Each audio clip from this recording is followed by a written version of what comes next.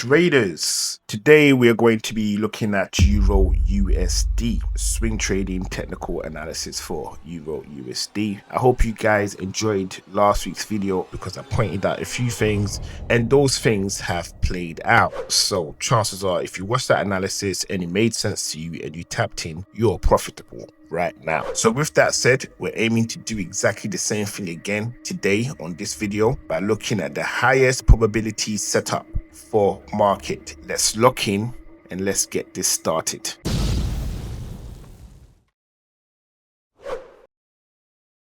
Welcome back traders to another video of EURUSD. Like I said earlier, we're going to be picking up from where we left off, looking for fantastic opportunities where we may be able to lock in and secure as much profit as possible. The first thing I'm going to do now is I am going to bring on all of the work that we did last week. So this is all the work that we did last week, right? And based on the analysis that I did in this area, I had the trend-based fib level pointing to potential buys to the upside. But however, I made a real strong case as to why I thought market was going to be breaking down, and market has begun to break down, not violently, but it's giving you a decent amount of pips in terms of the way that market has moved. So what we're going to do is we're going to pick up from that situation as to what is going on now, right? Because now there is a situation that is presenting itself that I can see on the markets right now that may or may not end the party as it is. So we got to be mindful. So you got to make sure you watch this video through to the end. Tons of useful information is going to be in there for you. So the first thing that I'm going to do now is I'm going to get rid of the trend-based fib levels, right? So we're going to get rid of that. We don't need that anymore. We had some levels up here that was of interest to us, so we're going to get rid of that as well. And we're also going to get rid of these levels. As a matter of fact, I'm going to get rid of all the levels that I've got on the screen at the moment. And the only thing that I'm going to leave standing is the trend line, because that's going to come in handy later on. So we're going to keep that there. So the first thing that we're going to do is we're going to focus our attention on this low volume node area inside of the volume profile. And in this area, we are in the high value area of the volume profile. So market currently is in the high value area of the volume profile when we are using the anchored volume profile, which covers a larger area, supposing to using the periodic volume profile. So we can see here that we have point of control at this level right here.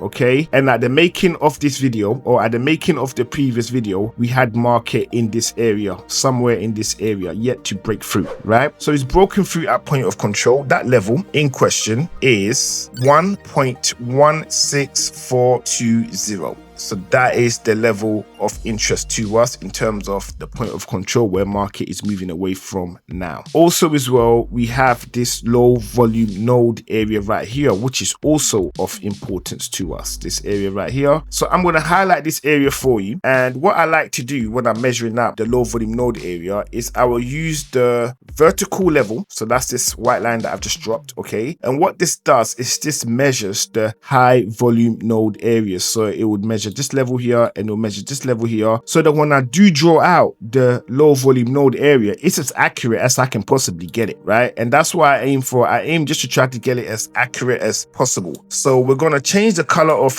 the bottom side of the low volume node to blue, and then we're going to do the same thing for the top side. We're going to highlight that area too. So we now know where everything kind of is. So we know point of control is at 1.16420. We know the high side of the low volume node is at 1.16251, and we know the low side of the low volume node is 1.13619. So we know where these levels are, so I can get rid of this for now. So one of two things is going to happen in this area at some point very soon, which is either price is going to shoot up and bounce from it and possibly come back down for a retest, because that's what always happens in a low volume node area once it blasts through it, and then shoot off again, right? Which is a possibility that can happen. Or what price is going to do is price is going to fly all the way through, come back for a retest, and then blast back down again, okay? So these are the two potential moves that we could get from market in the coming days. And bearing in mind, reason why I say coming days is because we're looking at this on the daily time frame, right? So just right now, as you can see, we're on the daily time frame right here. So we've got price over here. So now I'm just going to have a look to see possible areas where price could bounce from. Now, if you look at this low volume node area,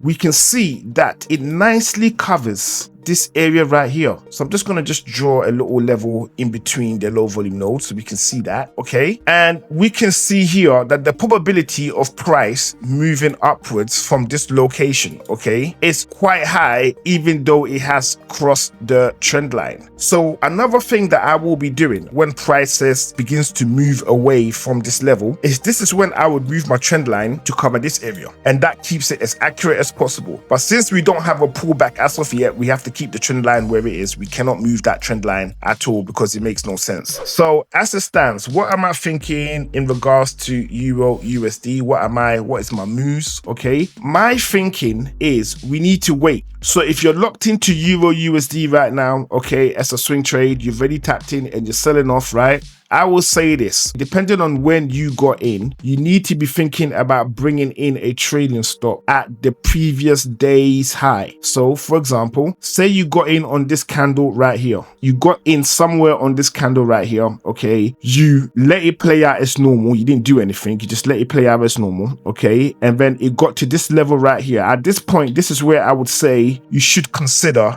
bringing in a trailing stop. And you bring in your trailing stop about here. Right, so you lock in your trailing stop about this level. As market moves down, you bring it down some more.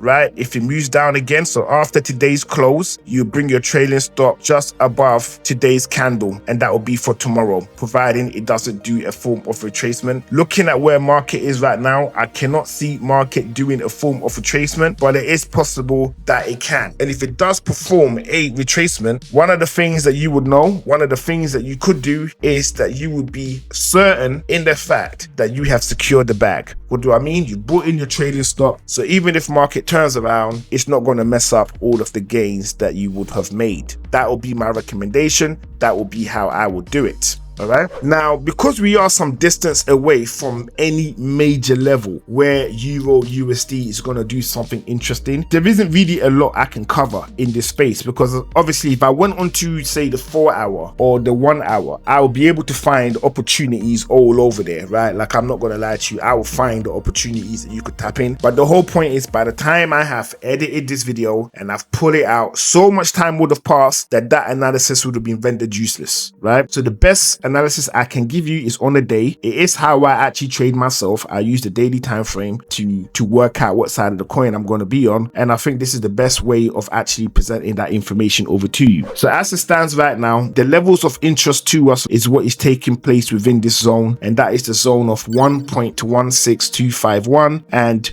1.13619. So with that said, I'm going to jump onto Forex Factory. We're just going to have a quick look to see if there's anything happening today. Today's the 4th. Let's have a quick look. And there is no data today. So there's no data today at all. Okay. So if you're locked in, you're locked in. If you're not, then just wait for an opportunity. Even in saying that, you know what, I think I'll just do you a small little favor. Let me jump onto the 4 hour and see if I can see anything that we could use to help us. Okay, there are opportunities. All right, so what you could do, right, and this is on a 4 hour time frame, what you could do is, if you see price, let's make this green. If you see price close above 1.15419, you could consider taking buys, right? Because it will be turning around, and then that could be a thing of you're in there nice and early. So in a sense of what's taking place over here, what do I mean? Okay, so we've got that green little level where if price closes above, you could think about taking buys, right? And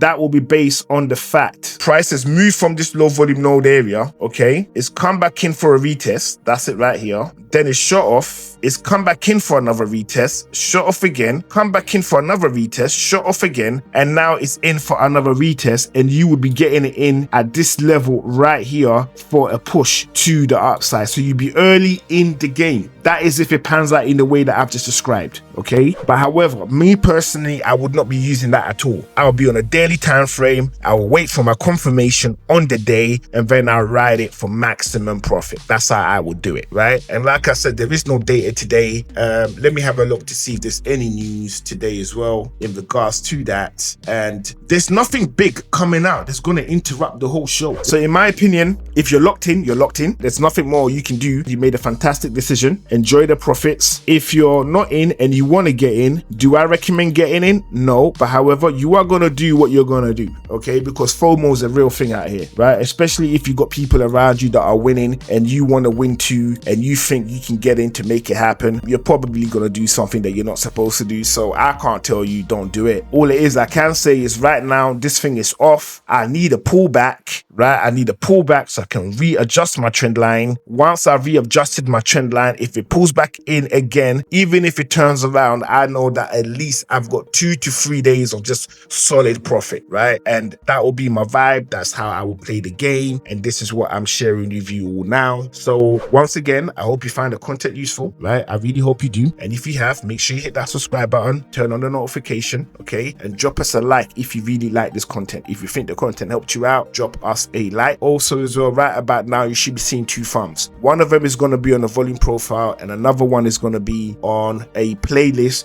for all the FX that I've been talking about. The strategy that I normally discuss is going to be consistent throughout. If you feel that I'm missing bits of the analysis, I'm going too fast, too slow, whatever, I recommend watching every single one of those videos. Why? Because only by doing so would you discover things I didn't discuss but however are useful. That's how I built myself up. So I built myself up reading books and watching other people's contents, okay? I looked at what made sense. I then incorporated that into the style that I would like to adopt, and as time went on, I became more and more consistent with my trades, and I became more better, right, in trading in general. So that's what I would recommend. Whether you do it or not, that's going to be on you. But bottom line is, if you're able to do that, you can only thank yourself in the future for giving yourself the time to learn this game as on point as possible so that you can move forward. Because another thing that I would like to share with you, this is a bit of a rant, right? Another thing I'd like to share with you is this. Trading is hard.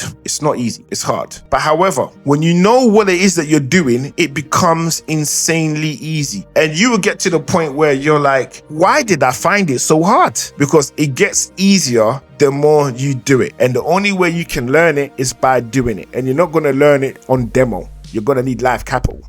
I've said this from the very beginning of all of my videos. You need live capital because the pain of loss is where you learn. So with that said, guys, I'll see you all on the next one. Best of luck with your trades, and look out for the next video that will be coming out very soon. So with that said, I'll see you all on the next one.